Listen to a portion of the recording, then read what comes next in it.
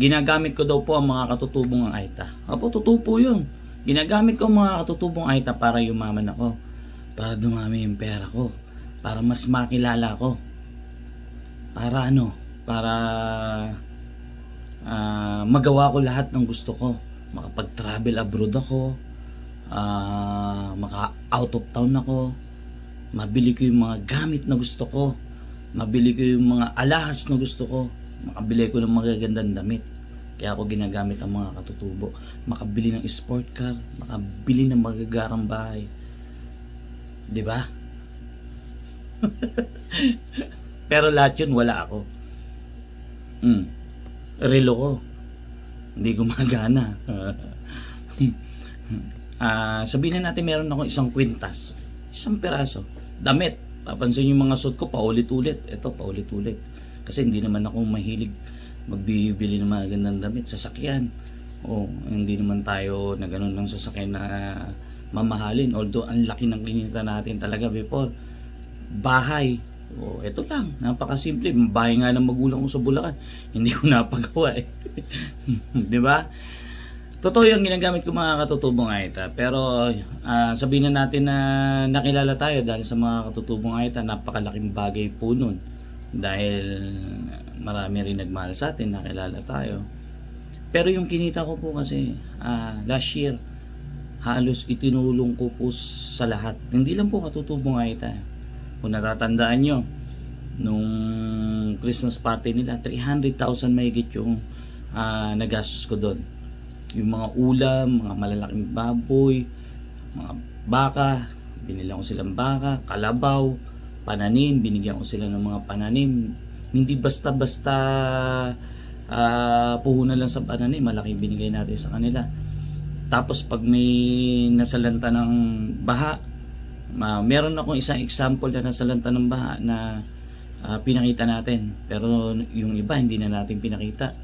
Marilao, Bulacan, nagdala tayo higit 100,000 yung nagastos natin doon. Parting Bisaya, nagpapadala tayo sa mga bata doon na sa mga eskwelahan, sa mga simbahan. Hindi ko na binablog. Si nanay, kung naalala yung binila natin ng kubo, talagang sinusuportahan ko yun sa araw-araw na pagkain niya.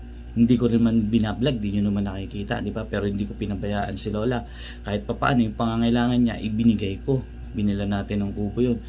May mga nabigyan din tayo ng mga motor. Marami na tayo nabigyan ng motor. Saka kung pera-pera lang ako, tandaan nyo po, tumatanggap sana ako ng sponsor or nagpromote ako ng sugan before. Kahit malaki yung offer sa akin, hindi ko, tiniis ko na hindi mag-promote ng ganyan.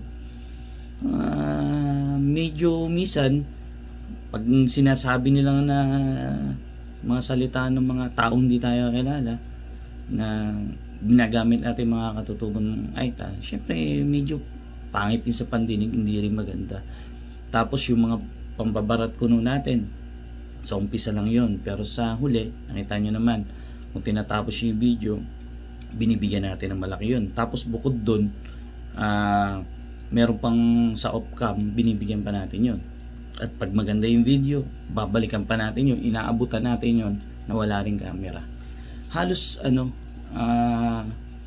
yung kinita ko talagang halos ibinibigay ko sa kapwa ko. Kaso nga lang, meron kasi mga tao na basta na lang tayo husgahan. Mas pinili ko nga husgahan ako eh, kaysa purihin ako ng purihin eh. Napansin yun, wala akong ginawa kundi mambarat ng mga nagtitinda. Mas gusto ko yung pinuhusgahan ako sa mga una ng mga video, kahit sa mga simpleng video lang, mas gusto ko may nagagalit sa akin kaysa puro papuri. Nakita nyo, wala naman ako niyayakap, pare. Umiyak-iyak ko, no? Diba? Walang ganun. Puro masaya lang. Ganun lang ang hatid natin. Kasiyahan para sa kapwa. Pero yung iba, bakit ganun?